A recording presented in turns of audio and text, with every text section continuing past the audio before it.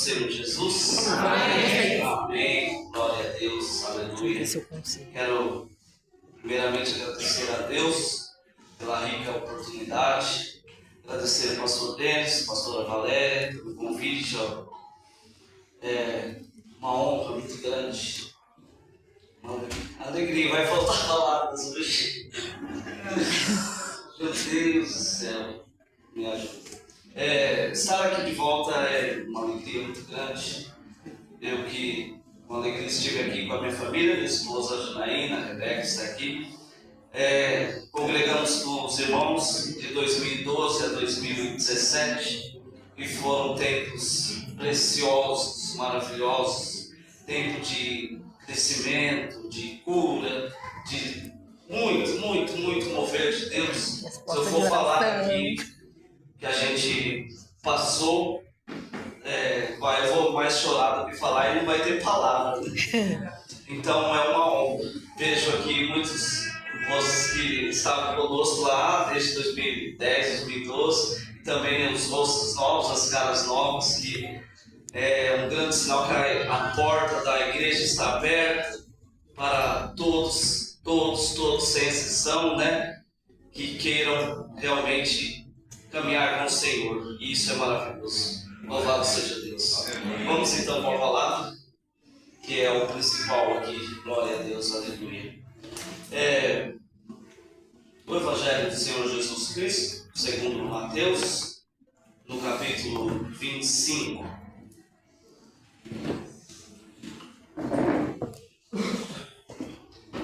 Aleluia, glória a Deus. O verso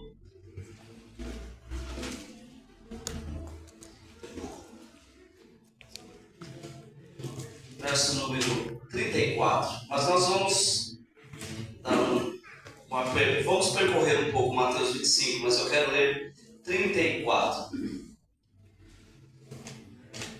Então dirás no reino ao que estiver à sua direita: vinde, benditos de meu Pai, possui por herança o reino que por vós está preparado desde a fundação do mundo.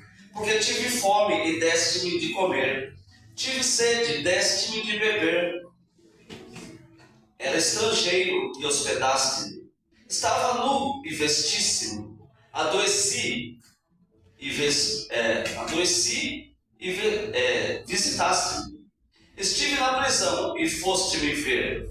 Então os justos lhe responderão, dizendo: Senhor, quando te vimos com fome e te demos de comer, ou com sede e te demos de beber?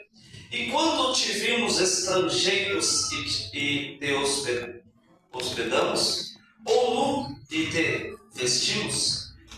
E quando te vimos enfermos ou na prisão e fomos ver-te?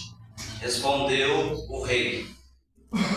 E respondendo o rei lhes dirá: em verdade vos digo que quando o fizesse a um desses meus pequeninos irmãos, a mim me fizestes. Aleluia. Glória a Deus. Aleluia. Então, meus irmãos, o Senhor me deu essa mensagem para nós nesta. Eu sei perfeitamente que a igreja pratica este chamado. Só olhar aqui a gente já percebe no projeto de fazer discípulo, Mateus 28, 19. E pelo tempo de caminhada, conheço bem a caminhada da igreja, sei que ela tem essa prática desde o seu início em Ribeirão.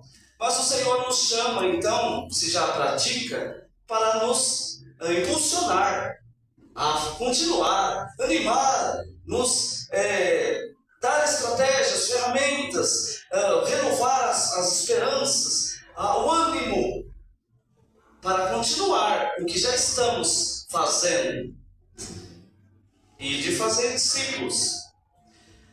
Então vamos lá, o capítulo 25 de Mateus, Jesus apresenta 3 parábolas. Na primeira, nós conhecemos muito bem essas parábolas de Jesus. Na primeira, a parábola das 10 virgens, 5 eram prudentes e 5 eram loucas. As 5 que possuíam azeite entraram às bodas, e as 5 que não possuíam ficaram do lado de fora.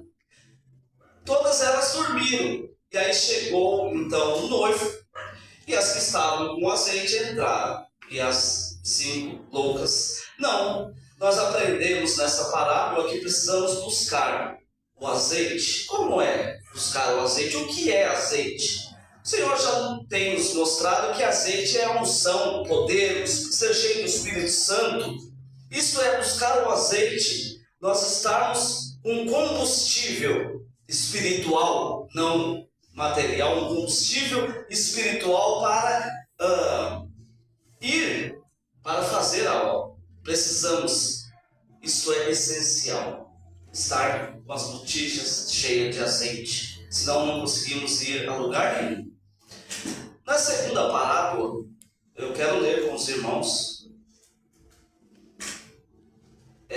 Mateus 25, verso 14, por favor.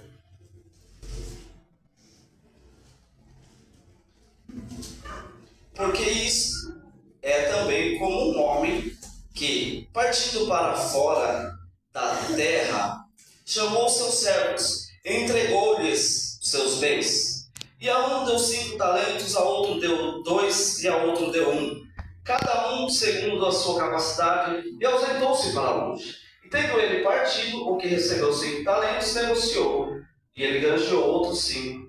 Da mesma sorte, o que recebeu 2, também granjeou também os 2. Mas o que recebeu 1 foi e cavou a terra e escondeu o dinheiro do seu senhor. Então nós aprendemos aqui que eles receberam talentos do Senhor e o Senhor foi embora. O que tinha 5 talentos, multiplicou. O que tinha 2 talentos, multiplicou. Trabalhou os talentos, usou os talentos e multiplicou. E o que tinha 1 talento, escondeu, não fez nada com ele, não usou o talento que recebeu. Chegando de volta ao Senhor, ele foi conferir o trabalho dos servos. O que tinha 5 está multiplicado, entrou. O que tinha 2 multiplicado, entrou. O que tinha 1 foi negligente. E ele perdeu tudo o que tinha e não pôde estar com o seu Senhor. Aprendemos nessa parábola que nós precisamos usar os nossos talentos. Todos, sem exceção nenhuma, têm talento. Não, eu não sei qual é o meu, eu não sei, mas você tem. Eu tenho, eu não sei qual é o meu, mas será que eu só tenho 1? Não sei, tem 1, 2, tem gente que tem, acho que tem mais de 5. Nossa, tem gente que é uma benção. Meu Deus, tem gente que é maravilhoso e tudo. Tem mais de 5 até. Mas todos têm. Se alguém disser que não tem, é um engano muito grande, porque todo mundo tem talento. Agora, nós precisamos usar. Isso nós vamos aprender mais um pouco hoje ainda. Já a terceira parábola, que é o texto que nós lemos, de Mateus 25, verso 34, nós vemos o servo que assiste, da assistência a quem tem fome, quem tem sede, a quem faltam as vestes, a quem está doente, a quem está preso, a quem é estrangeiro. E aí o Senhor nos mostra que todas as vezes que damos assistência a um necessitado, nós estamos fazendo isso. Então há uma necessidade muito grande de darmos assistência. Não precisa ser rico para dar assistência, né? Precisa querer dar assistência. Rico não precisa ser. Mas se eu fosse rico eu faria muito mais. Não, vamos orar a Deus para sermos ricos e a gente vai fazer muito mais, né? Infelizmente tem gente que fica rico e não ajuda ninguém, né? Não é assim? Então vamos ajudar com o que nós temos e nós vamos entender que isso é muito. Vamos entender ainda hoje. O verso 45. Então lhes respondeu, dizendo: em verdade vos digo que quando a um desses pequenos o não fizestes a mim. e irão esses para o tormento eterno, mas os justos para a vida eterna. Glória a Deus, aleluia. Glória a Deus. Aleluia. Então nós compreendemos aqui nessas 3 parábolas que o servo prudente, o trabalhador talentoso e que usa os talentos, e aquele que dá assistência aos necessitados, eles entram para o gozo do seu Senhor, na presença do Senhor, são salvos. Já os negligentes são condenados, não têm acesso, não entram. Este capítulo de Mateus 25, se nós compararmos com o plano da salvação, ele parece estar em contradição, não é? Conhecemos bem o plano da salvação. Qual é o plano da salvação? Jesus morreu na cruz para nos salvar. E somos salvos de graça, sem obra, somente pela fé. Vamos ver ainda. E aí aqui está dizendo que eles não fizeram a obra e foram condenados, não tiveram acesso. Parece uma contradição, mas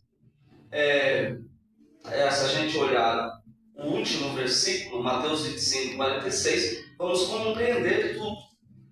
Mateus 25, 46 diz: e irão esses para o tormento eterno, mas os justos para a vida eterna. Quem vai para a vida eterna é os justos.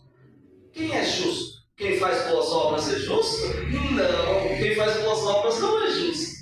Você pode ficar a vida fazendo boas obras, mas você não é justo. Eu não sou justo por fazer boas obras. Então quem é justo? É justo quem foi justificado. Aleluia. Romanos 3, 24. Amém. Sendo justificados gratuitamente por sua graça, pela redenção que há em Cristo Jesus. Amém. Aleluia. Glória a Deus. Então, fomos justificados pela graça de graça, sem obras. Amém. Então é assim que se recebe a salvação, não é por obras. Eu quero ler também, irmãos, para confirmar aqui, Efésios. Deixa eu marcar aqui. Efésios 2, 8, né? Vamos achar lá. Amém. Glória a Deus. Aqui, Efésios 2, 8. Porque pela graça sois salvos por meio da fé, e isto não vem de vós, é dom de Deus. Não vem de obras para que ninguém se glorie, porque somos feitura sua, criados em Cristo Jesus, para boas obras, as quais Deus preparou para que andássemos nela. Então nós somos criados em Cristo Jesus para boas obras e salvos pela graça. Aleluia. Glórias a Deus. Então eu não preciso fazer boas obras. Eu já sou salvo. Eu salvo de graça pela graça. Então eu não preciso fazer. Não, nós fomos criados em Cristo para boas obras. Então glória a Deus. Precisamos sim fazer Amém. Boas obras. E vamos continuar compreendendo isso. Aleluia. Então esse texto a fé em Jesus. Ainda tem pessoas que acreditam que fazendo boas obras são salvos. Nós precisamos ir lá e falar: continue fazendo boas obras. Sim, continue.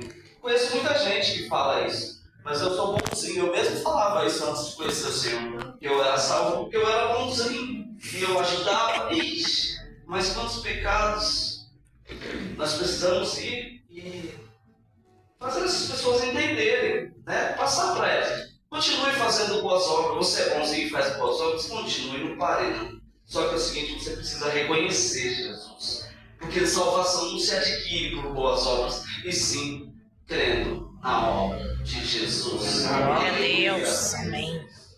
Isso significa que a fé em Cristo leva a uma vida transformada, onde boas obras são consequência natural e não meio para obter salvação.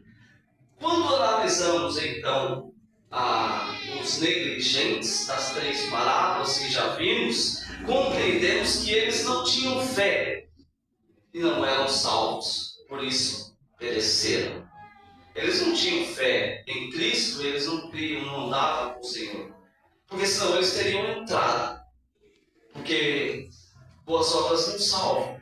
mas também não leva à condenação, nós sabemos disso, né? Eu posso caminhar na presença de Deus, buscar ser fiel, pedir perdão, ter uma vida arrependida, e eu não faço boas obras. Realmente você vai andar mancando aí o resto da tua vida, mas você não vai perder a salvação, porque a salvação não é por obras. Não é por obras. Nada que eu fizer ou eu deixar de fazer vai me dar a oportunidade de ser salvo ou de não ser salvo. Então, eu preciso continuar fazendo para que outros também conheçam o Senhor, o amor de Deus. A Bíblia também ensina que a fé sem obras, ela é morta. Tiago 2:26. Então não adianta eu ser cheio de fé em Deus, crer na obra, mas eu não fazer nada. Então essa fé é morta. Precisa ter cuidado dessa pessoa, como disse, ele anda mancando por aí, e é um problema. A fé verdadeira se manifesta em ações, em boas obras. As boas obras refletem o amor de Deus. Quando eu e você fazemos boas obras, nós estamos refletindo o amor de Deus. Porque essa é a vontade de Deus. Que nós venhamos a fazer boas obras, sim. Já somos salvos para boas obras, e não fazemos boas obras para ser salvos. Então, voltando novamente às 3 parábolas de Mateus 25, agora olhando pela vida de Jesus, que nos ensina tudo. Ele sempre buscou ser cheio do Espírito Santo, buscou azeite, né? Ele usou os seus talentos. O tempo que ele esteve aqui, ele usou os seus talentos e ele ajudou os necessitados. Aleluia. Desde o início, lá em Mateus 5, quando no sermão da montanha, ele, cheio do Espírito Santo, expôs a doutrina do Evangelho. Lá ele estava cheio do Espírito Santo, estava com azeite, e lá ele apresentou a doutrina daqueles que iriam segui-lo. Na sequência, ele desceu do monte e ele foi fazer a obra. Ele foi usar os seus talentos, curou os cegos, paralíticos andaram, leprosos foram curados, demônios expulsos. Usou os talentos que ele tinha, que ele tem. Nós precisamos entender que não adianta só falar, nós temos que agir. Jesus falou lá no Sermão do Monte, ouviram, depois ele desceu e ele fez. Então a nossa vida não pode ser somente com palavras, a nossa vida tem que ser com ações. A gente ouve tanta gente falar tantas coisas, né? Mas agir, nem sempre. Quando vai agir, na verdade, é o contrário, né? Dentro da igreja e muito mais fora da igreja a gente vê isso. Pessoas que falam muito bonito, né? Tem uma postura, mas a ação fica procurando. E quando acha ação, às vezes nem são tão agradáveis, não são boas ações. Então nós precisamos viver como Jesus, não somente com palavras, mas com atitudes. Aleluia. Glória a Deus. Agora, então como nós podemos operar tantas maravilhas como Jesus fez?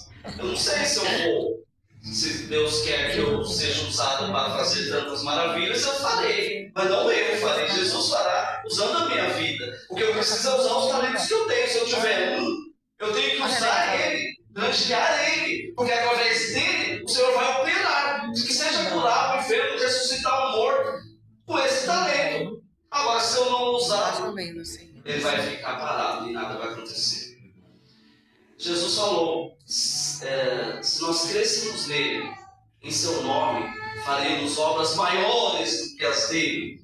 Glória a Deus, aleluia. Ele já nos derramou sobre nós talento, unção, o Espírito Santo, poder, autoridade no nome de Jesus. O que mais nós precisamos? De fé, nós precisamos de atitude. Amém.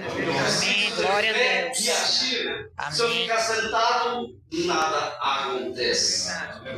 Glórias a Deus. Nossa missão é ir e fazer a obra, pregar o Evangelho, ir e fazer discípulos. Aleluia. Quem vai curar, quem vai salvar, quem vai libertar é Jesus Cristo. Oh, glória. Aleluia. Às vezes a gente fica olhando muito, esperando muitas coisas, né?